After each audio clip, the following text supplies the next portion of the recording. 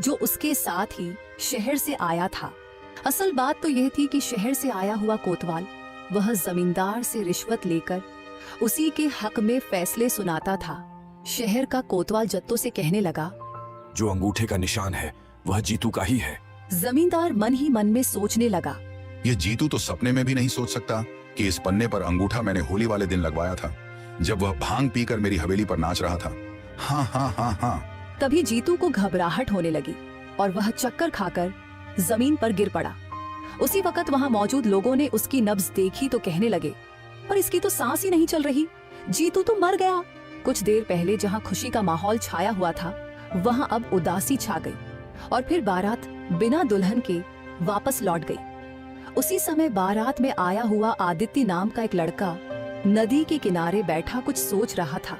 बेचारे जतो काका ने किसी का क्या बिगाड़ा था जो उनकी पूरी दुनिया ही उजड़ गई।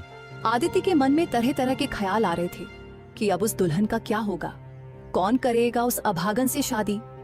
आदित्य यह सब सोच ही रहा था कि तभी वहां एक लड़की नदी में जान देने जा रही थी। तभी आदित्य ने उस लड़की को रोक लिया। असल में वही लड़की थी जिसकी बारात अभी अभी लौट कर गई थी। तुमने मुझे क्यों बचाया? मुझे मर जाने दो। मैं अब इस दुनिया में नहीं रहना चाहती। अब इस दुनिया में मेरा कोई नहीं है, ना माँ, ना पिता, ना कोई साथी, और ना ही मेरे जीने का कोई मतलब बचा है। जिस इज्जत के साथ जीना चाहा था वो छीन ली गई। अब तो सिर्फ मौत ही मेरी मुक्ति है। तुम कौन हो और इस तरह अपनी जान क्यों देना चाहती हो? ऐसा क्या हो गया है कि तुमने जीने की सारी उम्मीदें छोड़ दी हैं? जिस दुल्हन की बारात लौट जाए और जिसके पिता की पगड़ी सारी बिरादरी में उछाली जाए, भला वो अपनी जान न दे तो क्या करे? अच्छा, तो तुम जतो काका की बेटी हो? हाँ, मैं ही वो अभागिन सरला हूँ। बापू चल बसे, घर में अब कोई नहीं बचा। तुम ही बताओ, फिर मैं किसके सहारे जीऊं?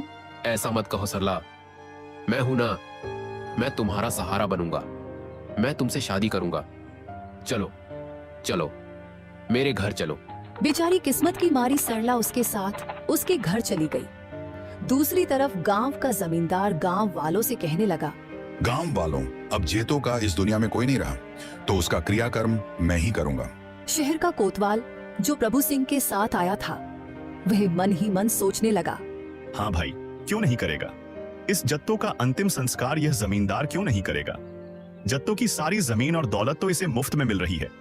देखना, मरने के बाद इसे तो नरक में भी जगह